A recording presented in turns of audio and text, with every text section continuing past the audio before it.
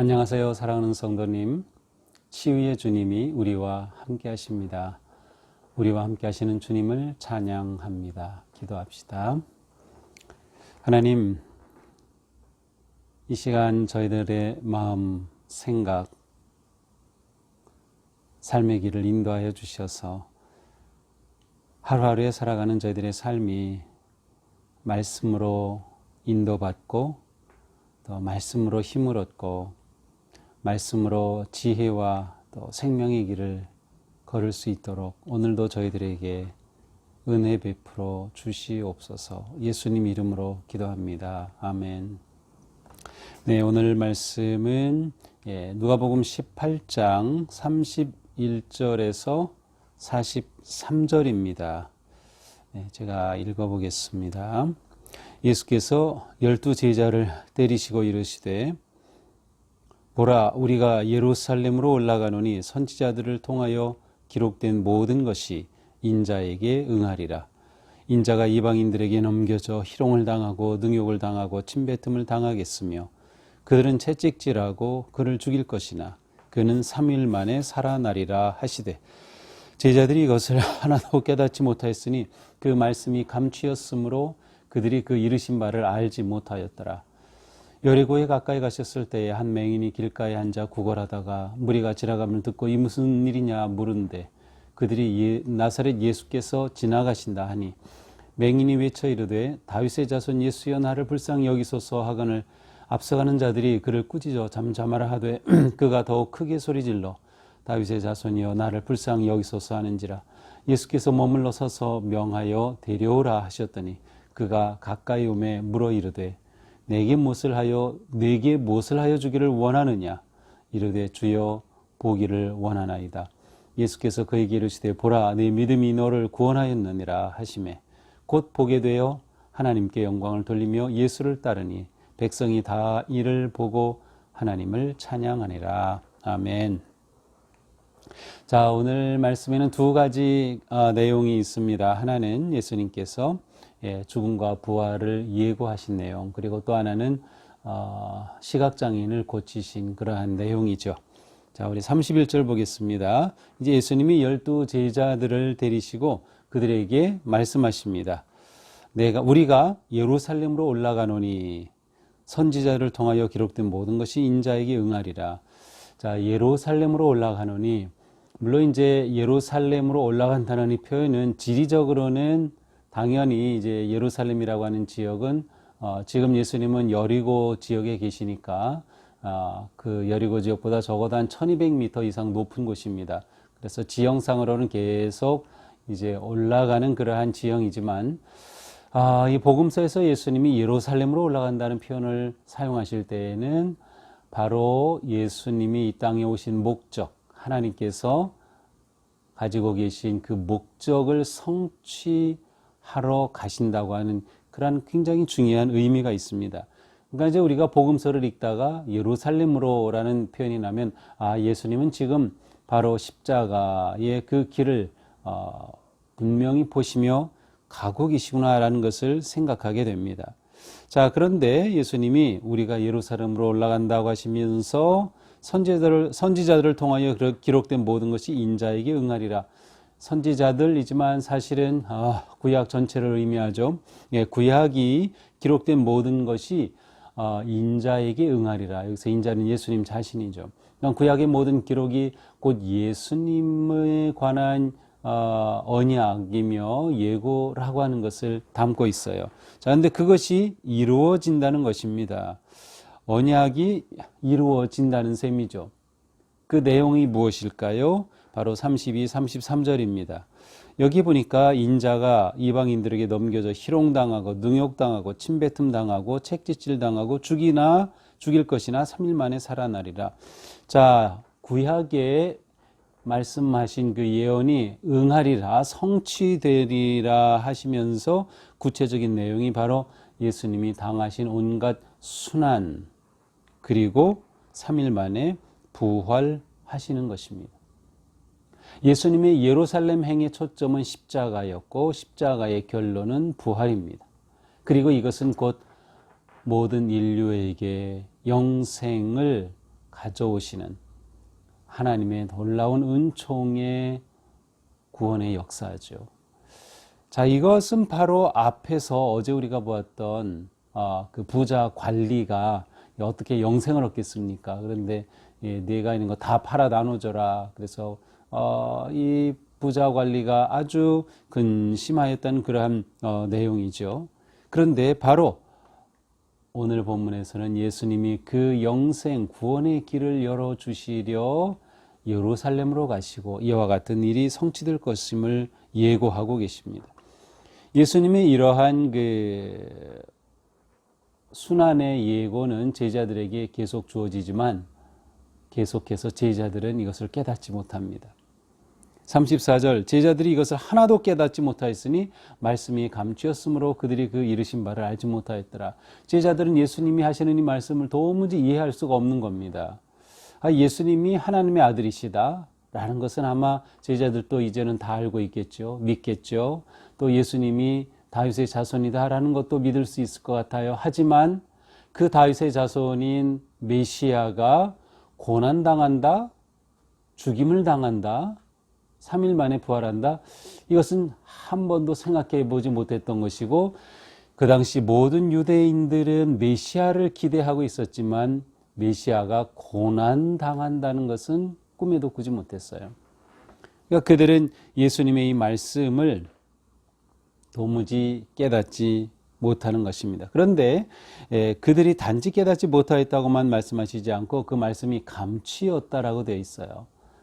그러니까 제자들의 눈이 가려진 거죠.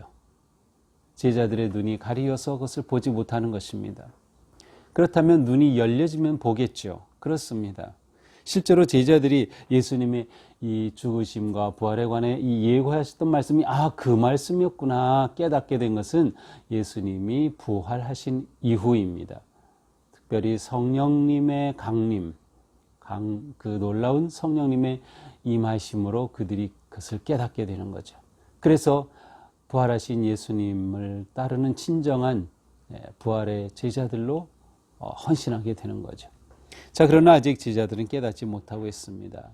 자, 이와 연결이 되면서 맹인의 이야기가 등장합니다. 여리고에 가까이 가셨을 때 한 맹인이 길가에 앉아 구걸하다가 이 여리고에 가까이 가셨을 때 한 시각장애인이 구걸하는 것을 이제 구걸하고 있는 그러한 상황에 예수님이 이르시게 됩니다. 보통 그 시각장애인은 그 당시에 죄의 대가로 보지 못한다고 사람들이 많이 생각했기 때문에 사람들이 피하고 또 죄인으로 정죄하고 그 시대에 아주 사회 취약자, 최고의 취약계층에 속했던 사람들입니다. 다른 장애보다도 시각장애인은 볼 수 없으니까요. 그런데 이 시각장애인은 구걸합니다. 거지 시각장애인입니다. 물론 그 당시에 시각장애인은 거의가 다 거지였을 겁니다. 그러니까 거지의 시각장애인이 가장 취약한 그러한 계층이죠. 최악의 극빈자라고 볼 수 있습니다. 그런데 이제 이곳에 이 사람이 길가에서 구걸을 합니다. 지금 예수님이 여리고에 계시고 지금 유월절이 가까워지고 있습니다. 그렇다면 이제 사람들은 예루살렘으로 순례를 해야죠. 그래서 예루살렘으로 가려면 이 북쪽에서 내려올 때 여리고를 지나는 경우가 많이 있어요. 이제 여리고에서 하룻길이기 때문에 예루살렘에 이르기 전에 바로 여리고에 머물죠. 또 여리고는 아주 오래된, 굉장히 오래된 그러한 그 고대 도시가 유적이 있어요. 그리고 이것은 샘물이 있고 아주 물이 풍성합니다. 야자 나무가 아주 풍성한, 그래서 이곳에는 아주 옛날부터 도시가 있었던 곳이고 사람들이 이곳에서 마지막 1박하고 예루살렘으로 가죠. 그러니 사람이 많이 지나다니는 이곳에서 한 시각장애인이 구걸을 하고 있습니다. 근데 무리가 지나감을 특별히 더 많은 사람이 몰려가는 것을 느낀 것 같아요. 그래서 무슨 일이냐 하니까 나사렛 예수께서 지나가신다고 하는 겁니다. 그러자 이 시각장애인이 갑자기 큰 소리 칩니다. 다윗의 자손 예수여 나를 불쌍히 여기소서. 계속 외쳤다는 의미가 문법적으로 담겨져 있어요. 계속해서 그렇게 소리치는 겁니다. 그러자 앞서가는 자들이 오히려 꾸짖어요. 잠잠하라. 소리 지르지 말라라고 꾸짖어요. 마치 어제 보았던 본문인가요? 네, 어린이들이 갓난 아기를 데리고 오는 것을 막 꾸짖어 오지 못하게 했던 그러한 장면이 또 연출이 되는 거죠. 그런데 이 사람이 포기하지 않습니다. 더욱 크게 소리 지릅니다. 더 소리를 지릅니다. 다윗의 자손이여 나를 불쌍히 여기소서. 또 반복하죠. 다윗의 자손이여 나를 불쌍히 여기소서. 여기에는 놀라운 의미가 담겨 있죠. 이 시각장애인은 예수님에 관해 들었을 뿐인데도 그가 다윗의 자손이라고 하는 것을 믿었습니다. 이 얘기는 믿음이 있었어요. 보지 못하였지만 이 시각장애인에게는 예수님에 대한 참 지식과 믿음이 있었습니다. 그래서 그 메시아이신 예수님, 다윗의 자손이신 예수님께 불쌍히 여겨달라고 기도하는 것입니다. 요청하는 것이죠. 아무리 사람들이 막아도 멈추질 않습니다. 이 상황에 이르자 예수님이 아시고 물러서서 데려오라고 하셔요. 그래서 그가 예수님께 가까이 옵니다. 예수님이 물으시죠. 내게 무엇을 하여 주기를 원하느냐? 그러다 대답하죠. 주여 보기 원하나이다. 그렇게 되자 예수님이 보라 네 믿음이 너를 구원하였느니라. 그러자 곧장 그의 눈이 열리고 보게 되어서 하나님께 영광을 돌리며 예수님을 따르게 되었어요. 이것을 보고 많은 사람이 하나님을 찬양하였습니다. 자, 예수님께서 이 시각장애인에게 무엇하여 주기를 원하느냐? 무엇하여 주기를 원하느냐? 내가 정말로 원하는 것이 무엇인지를 예수님께서 물으십니다. 정말로 이 사람이 가지고 있는 간절함을 고백하고 표현하게 하는 것이죠. 주여 나를 불쌍히 여기소서. 그래, 무엇을 불쌍히 여겨 주기를 원하는 거지? 예수님께 그는 구체적으로 자신의 마음을 고백합니다. 주여 보기 원합니다.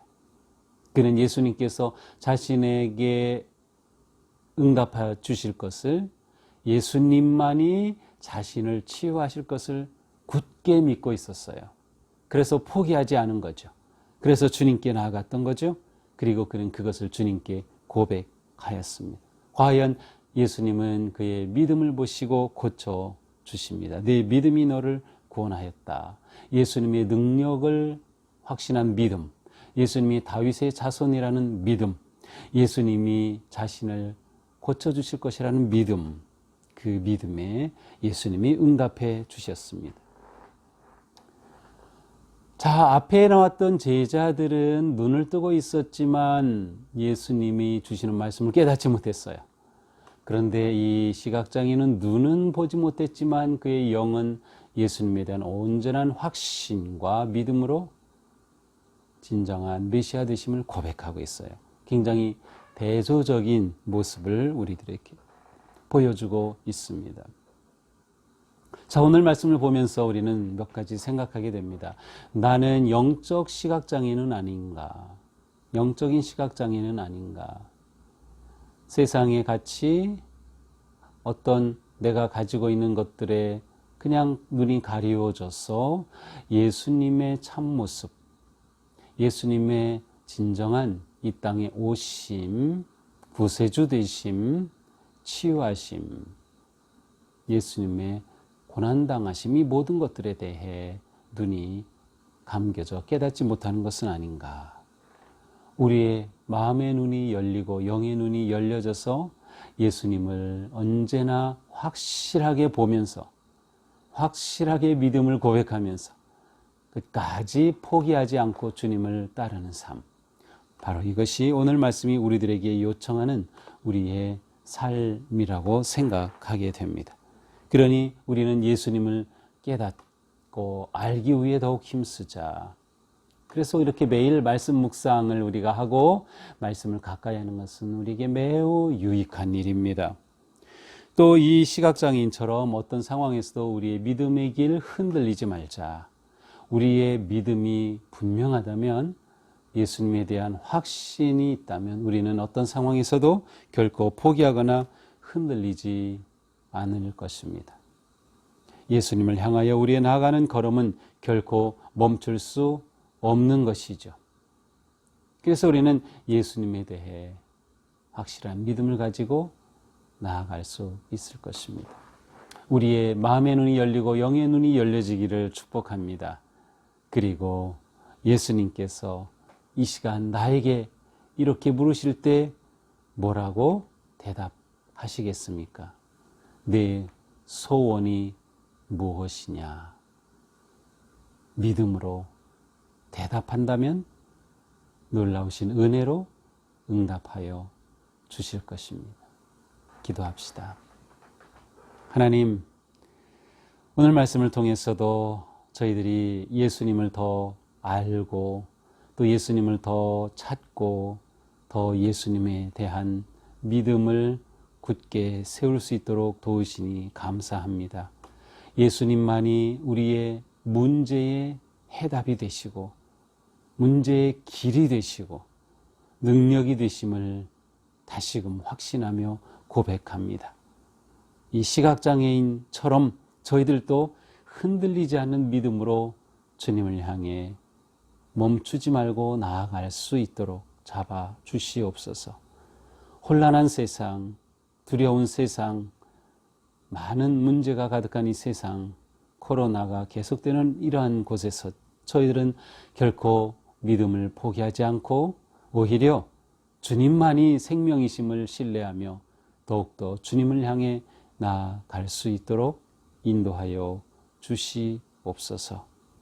내 소원이 무엇이냐 물으시는 주님 앞에 저희들이 간절함으로 신뢰함으로 믿음을 고백할 때 우리 모두 주님으로부터 놀라운 음성 듣게 하여 주시옵소서. 보라, 내 믿음이 너를 구원하였느니라. 예수님 이름으로 기도합니다. 아멘.